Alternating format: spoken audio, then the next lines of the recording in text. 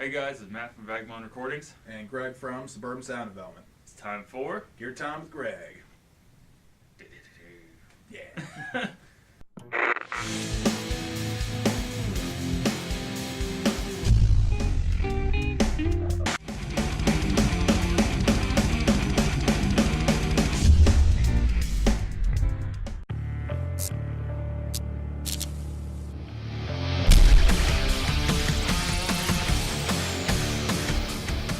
Alright, so today we'll be refretting this neck.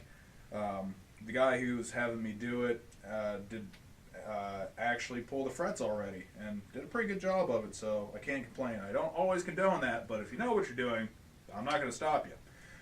So basically we're going to show leveling the fretboard today, doing the actual refret and dressing the ends, as well as leveling the frets when we're all done. Yeah, and we'll take you through the process and we'll throw some fancy close-ups of it. Yeah. Yeah, that was nice. Cool. Look at that. This, Primo piece of wood. this is the before. I guess I should get serious now. Nonsense. Okay. So what are we building here? Well, basically we're making a radius block to coincide with what radius is on the neck already. I'm just kind of rolling over the edges with the router to give it a better feel. That way you're not just grabbing the square corners of a block of oak. So can you explain to whoever's watching like what radius means in terms of a guitar neck? Basically, the radius in terms of a guitar neck, your neck isn't completely flat, like left to right, like high E to low E direction. It's got a radius. Radiuses come as small as 7.5, way up to classical guitars will go as wide as 20. Wow. What a radius is referring to is if you picture like an imaginary circle, it's kind of like the outer stretch of what would hit, the corners of the fretboard. So it determines how the neck feels and plays. Like Stratocasters have a smaller neck radius, tighter curvature more or less. More like Gibsons usually use like a 12. Shredder type guitars nowadays use more of like a compound radius that starts off at about a 12 and then tapers to 16. Because the theory being less of a radius makes for faster playing, and then it's easier to bend also. With tight radiuses, you can run into the issue of what's called fretting out, where if you bend too far it kind of touches the next fret up and then just kills your note off and ends all sustain. So radius more implies the feel of a guitar neck, or is determined by like what brand of guitar. More often than not, most companies stick with like a certain radius. Like as I mentioned, Fenders, 7.5 to like 9. There will be special runs and exceptions to that, but same thing with Gibson, more of like a 12. And then if you're thinking like Jackson, LTD, SP, whatever, they're more of like a 12 to 16 range. But yeah, it's all I know about radiusing. Highly informative. All right, so this is a little backwoods, but we have a bass drum that's 20. Well, it was like just over 20 inches, and we're going for a 10.5-inch radius. So that basically got it for us. When we're back sanding the block so that the block has the curvature, and then we'll take that two-side tape and stick a piece of sandpaper to it. So now you have the radius on the block that's going to imprint in the neck. In this case, the radius is already determined on the neck. We're just kind of fine-tuning it when we sand everything back down, because when you pull out frets, it does pull a little wood up. So you'll have to knock it down and smooth it back out to remove any chips that may have happened. Ebony is the worst for it. Ebony usually tears out really, really badly. Today we're working with a rosewood neck. Maple's kind of hit or miss, depends on the species of maple. Like rock maple's a little harder; it won't chip out as badly. As the term rock implies. Yeah, yeah. There are some softer maples, like Canadian maple and other more nondescript ones that won't really tear out, or will end up tearing out more because they're soft and a little more pliable. And here we have footage of you using the radius block. Yeah, so this is just kind of starting to. I think I started off with 80 grit. No, 100 grit.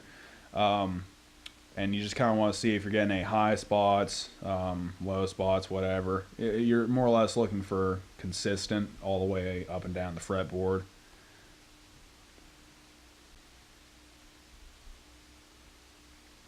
Yep. Gotta blow it.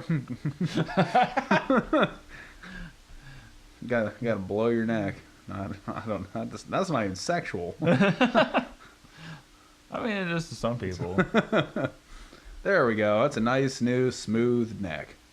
Okay, so basically what you're looking at is after I've gone up to, I believe, 1,000 grit on sandpaper. Don't stop. Like, the higher the grit, the better. You'll end up having a better finish. Don't just hit it with like 220 and call it a day. It's going to feel like crap. It's going to, feel like your starter guitar out of the box. Well, 200 and below is kind of still very coarse. Yeah. And, like, it tears away. Well, because on like generic like wood finishing, like if we're talking like stripping down a cabinet or something, like 220 is like finishing grade, before you just go and hit it with polyurethane. But with a guitar neck, it's all about feel. So the smoother the better.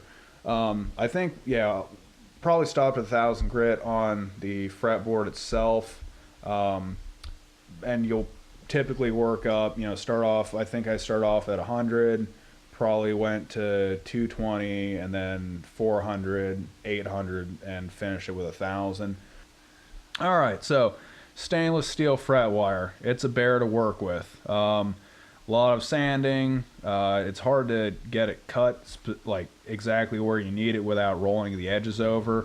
Right now I'm putting the 45s on rather than using a fretting file to get them all at once. I just kind of like pre-dress them, so you don't have you're talking to. about just the barbed side, right? Yeah, because when you cut it, it is incredibly sharp, and yeah, as I'm sure we've all played a guitar that has nice razor frets on it, and more or less it just didn't get that fine tuning at the end. Now I'm basically setting the frets for now with the brass hammer, so that even though it's stainless and it's a lot tougher than the normal nickel silver frets, you'll still be able to dent it if you use a steel hammer. So brass or nylon is what you'll want to use there. Now I'm just setting them for now because I have a fret press call set up on the drill press that we'll be going to when I'm done here, and that conforms to the radius of the neck, so it's putting pressure evenly all the way across each fret, and that'll seat it as well as you can. They make fret clamping pliers also, where if you just get a set of like vice grips, they have jaws that fit on there like this adapter that I use for the drill press. But I like doing it like this. It's a little more control. You have a surface, and you also don't risk marking out the back of your neck as badly. Note, I'm using the shirt and a piece of MDF rather than just the metal drill press table. Right.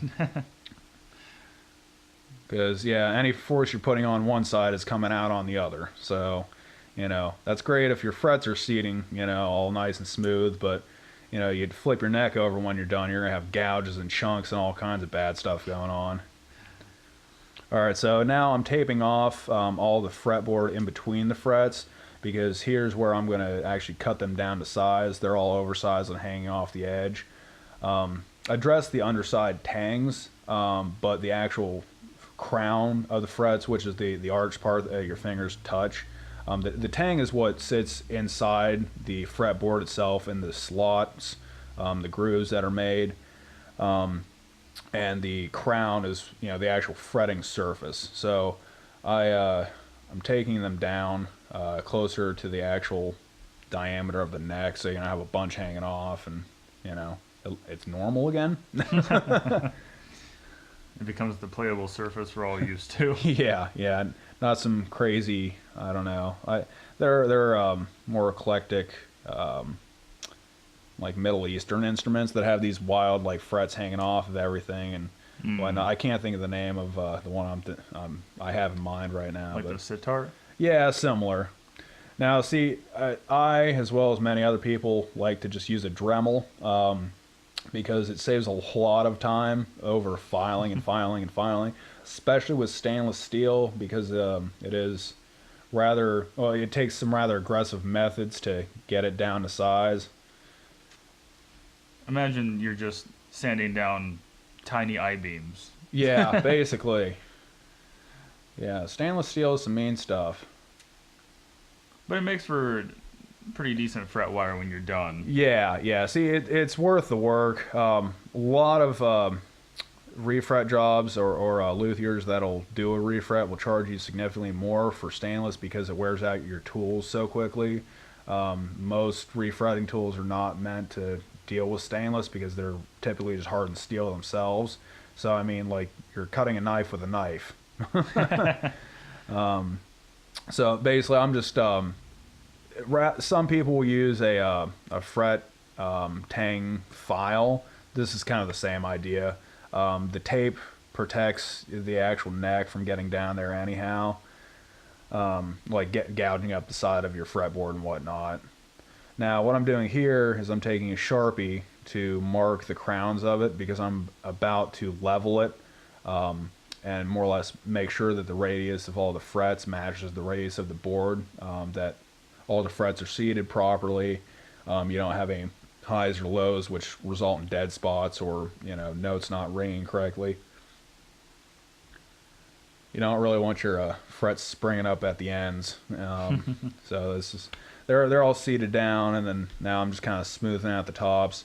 With this, I started off with 220 grit, and as far as frets are concerned, go like way high on the, like I finished my frets with 5,000 grit, and then I polish them with a cotton buffing wheel. So the higher you go, the better. What I was just doing there was I realized I still had a little bit of a sharp edge on this fret, so I kind of backtracked and touched that up. There's a lot of backtracking on this. It's all about feel. Now this is some of that 1,000+ sandpaper you're talking about. I think. Because I think that's like the cotton rag kind of. I think I might be up to 320 right now. Oh. Yeah. I'm still on regular sandpaper. This is me kind of dressing the ends. Yeah, because the 3,000 and 5,000 are still in the pack right now. We're discovering this as you guys are. Yeah. Analyzing. We just hired lookalikes. Basically. Clones. Now, I can't tell you how many times I picked up a cheap guitar or something and I just razored the crap out of my hands. Oh, yeah. Because people didn't take time to do stuff like this. That's one of the ways, along with cheaper electronics and pickups, that more budget-minded guitars suffer from. You know, it's like that's the easiest corner to cut because this is obviously the most labor-intensive part of the process. So it's easier just to machine cut a bunch of frets to, you know, the specified length and put them in and hope for the best kind of thing. Some places, you know, like Epiphone and like Squire, you know, they still have their specs and like a human actually still touches them. But there are other like cheaper brands than that or more entry-minded guitars that just kind of get slapped together and sent down the line with minimal final inspection as far as playability goes. They're more minded about the actual specs and tolerances, like size-wise. Now here's where we're going to get into really polishing and fine-tuning for the feel. I'm using it's basically car polish, but it's one of those things where it works on paint, wood, metal. Well, what's a guitar? Paint, wood, and metal. So I'll use car polish or Johnson's paste wax frequently. Oh, there's the after. Yep, here's the shiny. All finished. Good to go and playing like butter or something. Alright guys, thanks for watching the video. I hope you enjoyed it and we will see you in the next one. Yeah.